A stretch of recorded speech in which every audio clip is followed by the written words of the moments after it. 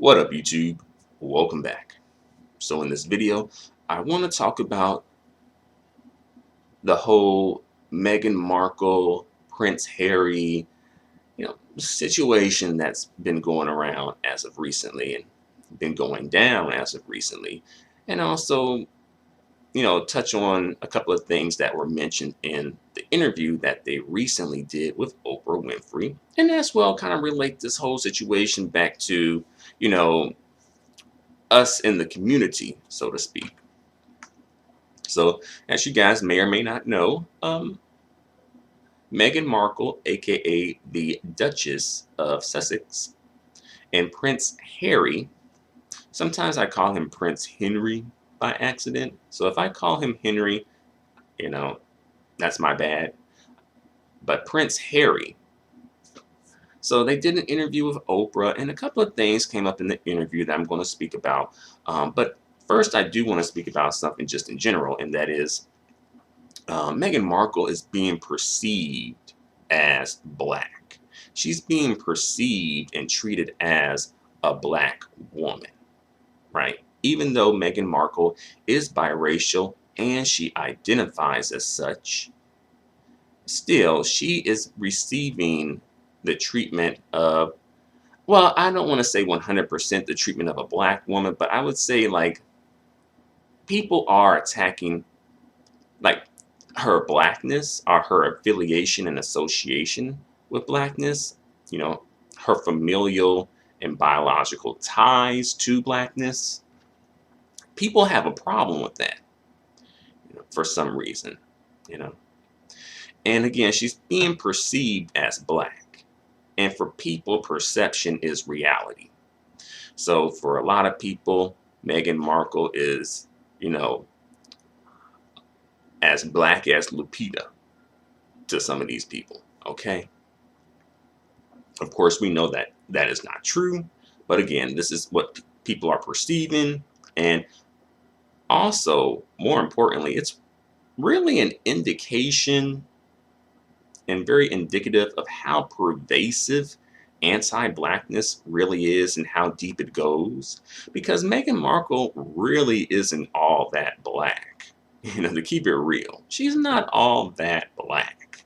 You know, you can look at her and look at her phenotype and see like, okay, you can probably pick up on some black features and or black influence here and there or whatever, but genetically speaking and phenotypically speaking, I don't even think she's all that black.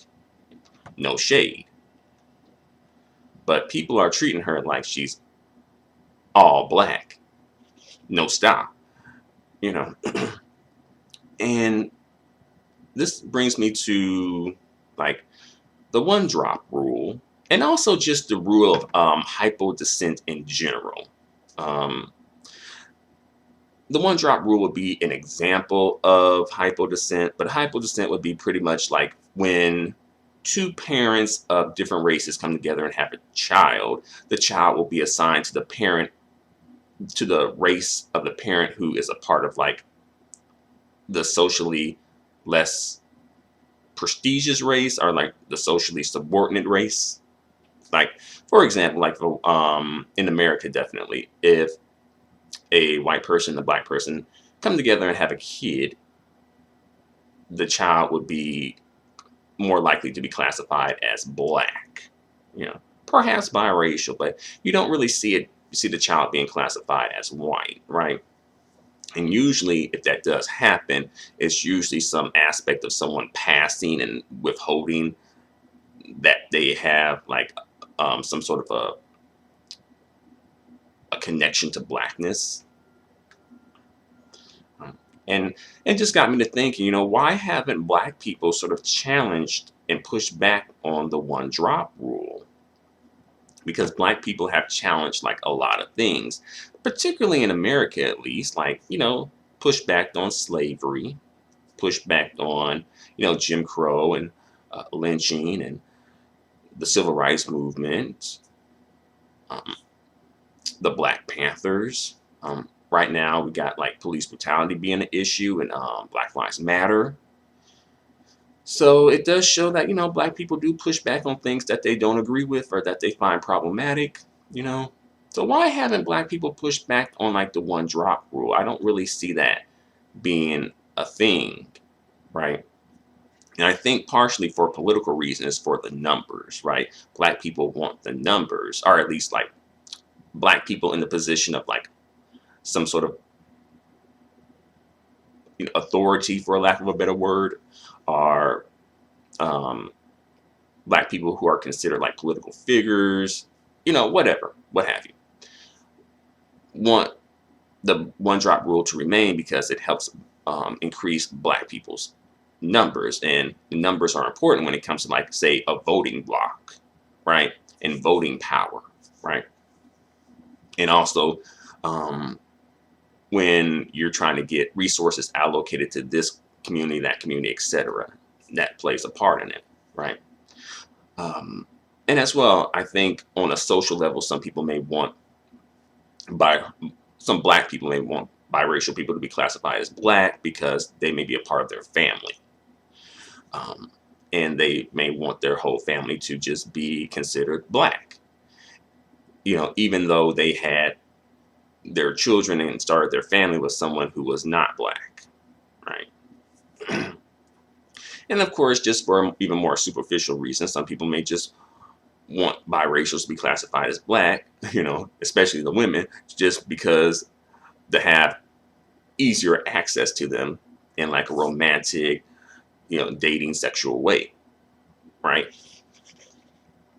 Without pretty much having that access to them without being considered like a sellout, right? But that's a whole nother video. So during the interview, Meghan Markle expressed that that Prince Harry told her that someone in his family or whatever expressed worries, express their concerns that their son Archie, was going to come out too dark, you know, too dark. And for them, I don't even know what too dark is. I think Meghan probably would be classified as too dark, you know. So I don't know, right? I don't know. But, they may be expecting Meghan Markle's child and Prince Henry's child to come out looking like, Kunta Kinte. I don't know. Like, they may be thinking that, they're going to have a child of this skin tone right here, right? Like, Meghan Markle going to birth Archie Kunta Kinte, right? But again, I don't know what is considered too dark for them or what is considered dark in general. I feel like Meghan is probably considered dark to them. But yeah, a lot of people in social media definitely, especially in Black social media, definitely gravitated towards that comment and, had a lot to say about that comment, and understandably so, right? And Prince Harry, he wouldn't name names, he would not name names. I don't know why, you know. But that does go to show you that, Prince Harry, in this situation, I can let it slide to an extent at least, but Prince Harry, he is staying on code with his people, you know. He's staying on code with his family. He ain't going against his family to that extent and putting them on blast internationally about having some sort of a mentality about something like that and feeling some sort of a way negatively about darker skin tone or having a child with a darker skin tone. And as well, they said like, oh, the child isn't, Archie isn't going to have like security, or he's going to be considered a prince or whatever. And then, for one reason or another, I'm sure there's some, technical issues that go into that too. It's like, oh, well, you can't your child can't be considered a prince, and because of that, he can't have security. Okay, he just throw Archie to the wolves, right? Just throw Black Archie to the wolves, all right? But yeah, somebody was in the castle like, oh no, Prince Harry is gonna have a black power child with Meghan Markle. Oh no, this is going to be a disaster. What are we gonna do? No, we have to do something about this. We cannot have Archie Kunta Kente running around in the palace like this. We can't have Archie Kunta Kente muddying up our royal bloodlines. No, we cannot. We have to do something about this. That's probably how the conversation went. And I'll say, like, on a personal note, something sort of reminiscent of this sort of happened it sort of happened to a family member of mine, actually. I have a cousin, and our fathers are brothers. So it's my first cousin on my father's side, and he is white passing because he has a white mom and a dad who is very, very, very lighter in skin tone. And I think he wound up having a child with pretty much a white woman as well. And I think at one point the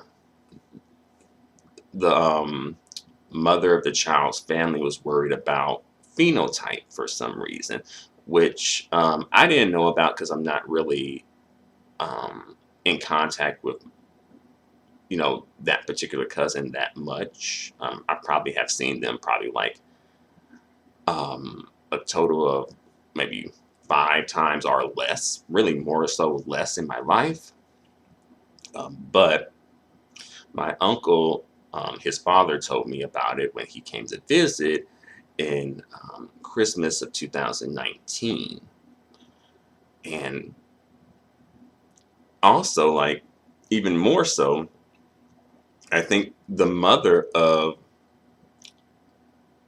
like, the baby mama's mama, right, dates black men, but still was concerned that, the child was going to come out looking, black. Even though, like, my cousin is, like, white passing, is not really all that black as far as phenotypically speaking, which I found weird. I'm guessing that my cousin probably brought up that he was part black, which was a good thing, because you are going to essentially be having, like, a black side of the family. Like, this child would be, right, having a black side of the family. It may not look like it, but yeah, she'll be visiting. If she goes to visit people on her dad's side of her family, especially her dad's father's side of the family, you're going to be encountering black people. Black people of different shades, but black people nonetheless. But back to this situation, though, So yeah, people, the royal family and just people in general are treating Meghan Markle like a dirty dog. You know, it's like, dang, what did Meghan Markle do exactly, right? And also, something to point out, there are white women who are hating on Meghan Markle. Notice that, you know, and I bring that up because I just want to relate it back to the black community, right? And say, like, yeah, there are white women hating on Meghan Markle, right? But notice you don't see white men coming out and saying that they're jealous, that they're bitter, that they're angry, and that they, mad that they were not chosen.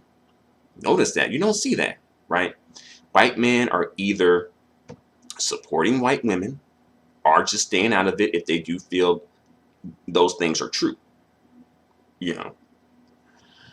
Unfortunately, when it comes to black women in the black community voicing disapproval about biracial women, that is not the case. It's actually the opposite for some reason. Folks really do jump up and put on the cape and want to defend the biracial woman to the fullest extent for some reason versus just staying out of it, supporting, staying on code, whatever. Right. And also, you kind of saw an example of this to an extent with Piers Morgan, right? Also, Bethany Frankel came for Meghan Markle for some reason. I'm like, really, Bethany? Like, I guess you don't got no business anymore. Like, did the housewives fire you or something? I don't know. But yeah, but yeah, that whole situation with Piers Morgan, though, he quit his show or quit that show. I don't know if it's his show, but he quit that show, And really, that guy, Alex, I think it's pronounced Beresford, maybe. My bad if I'm mispronouncing the name. But Alex, he was just really asking some questions that Piers Morgan could not answer, right? Because he could answer them, but he knew if he did answer them, they would make him look bad. So then he wound up just, storming off and playing victim, which is very much a tactic when it comes to people like Piers Morgan, right? They're very much so giving it out to people left and right. But when people come to them, they can't handle it. They can't take it, right? They run. Well, Piers walked away. He walked away really fast, though. He walked away really, really fast. And I think some people are saying that that's his show. And if so, like, why are you walking off your own show, right? You're supposed to stay there.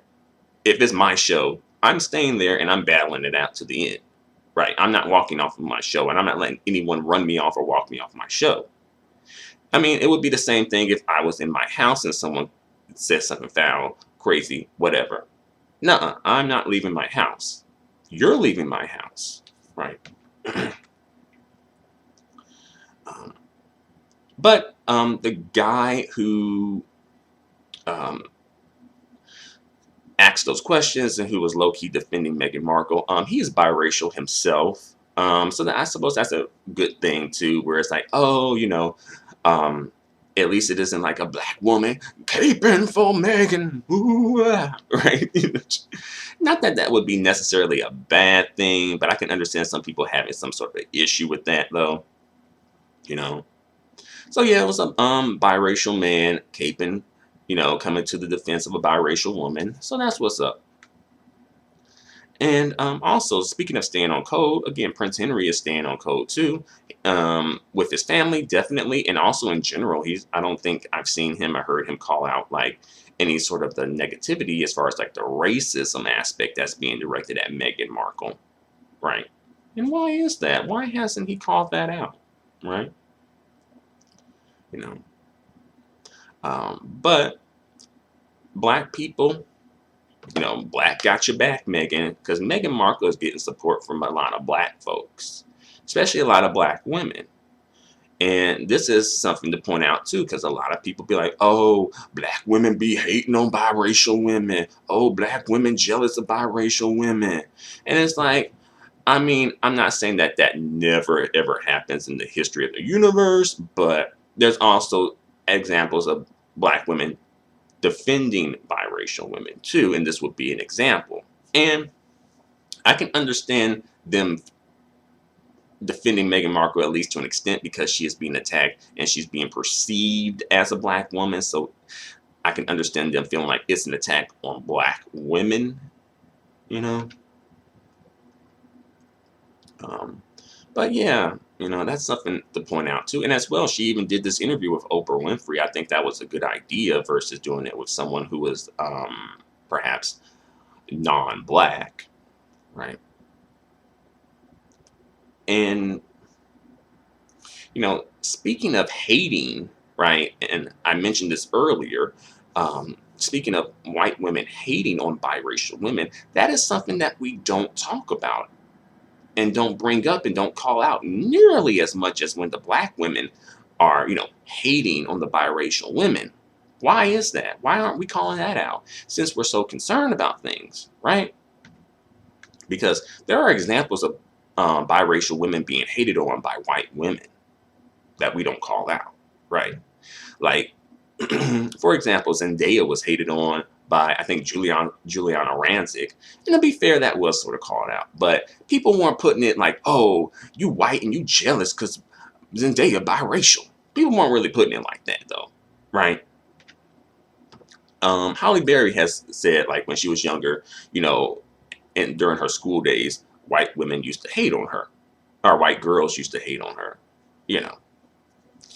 Mariah Carey has called out some of the white girls that she grew up with and grew up around, um, and sort of the pejoratives that they used to call her and the way that they used to treat her.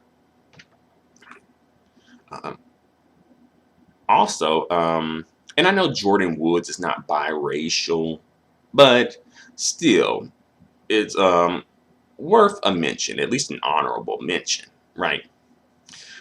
Jordan Woods, who used to be Kylie Jenner's best friend and, you know, flunky or whatever you want to call her. You know, and that was a good position for her, at least for a minute. You know, get you some clout, get you some free merchandise, get you some endorsement deals off of Kylie, you know, ride that wave. And she rode the wave until the wave ran out. And good for you, Jordan. Good for you. But yeah, you know, Jordan was like this stuff when that whole situation with her and Tristan and folks coming at her. She was like, "This is the first time I knew what it was like to feel to be a black woman. And just the first time. What am I gonna do?" Right? And I don't know what Woods is doing now. She may be like a professional best friend in Hollywood. Which, hey, you know, if it's paying, keep it pushing, Megan. I mean, Jordan, keep it going. Being a professional best friend, I'm sure that's a nice paycheck. But yeah, we don't really hear those stories though. And as well, white moms of biracial children sometimes treat their biracial children, especially their daughters, like dirt, or have some sort of issue with them. Why isn't that ever brought up? Because we'll go on and on about how we suspect or anticipate that a black woman, especially a brown skin or dark skinned black woman who has biracial children, are going to treat their biracial children, particularly their daughters, right? We'll go on about that, right? People want to call that out until the cows come home for some reason, right?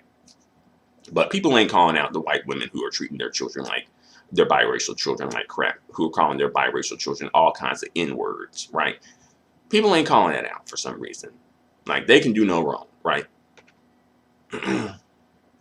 But yeah, where is the concern, right? So that just goes to show you that the concern really isn't about what people try to portray it to be. You know, the concern is more so about, oh, let's get black women in an eye. You know, they're trying to get black women on like quote unquote gotcha moment. They're trying to get like that gotcha moment with black women, where it's like, gotcha, right? Right. Because, you know, personally, like if I had to be born biracial, I would strongly prefer, you know, and strongly want to be born to a black mother and a non-black father. Emphasis on the black mother, because I feel like probably is more likely you are going to have some sense, unless the black mom is just a straight up coon, right? And not to say that black fathers who have biracial children can't be good or whatever, because it's possible, you know. But I think on average, I think the black mothers may be a bit more cognizant and aware and take more action when it comes to certain things versus the black men who seem to be taking a very passive role when it comes to the biracial children, you know, for a lack of a better term, sometimes not even a role at all, really. Um, but yeah, I think I've mentioned all I have to say for the moment, at least. So I just want to come through right quick and just, you know, touch bases with you. It's been a minute since I uploaded a video. Didn't mean to be gone for this long, but just been really busy within like my day-to-day life. So I haven't had the time that I usually have in order to make the videos that I make and talk about the topics that I talk about. But you know, I definitely wanted to come through and give my thoughts and opinions about this and hear your thoughts and opinions about this as well. So thank you very much for watching this video. Let me know what you think in the comment section. Until the next video, adios and goodbye for now.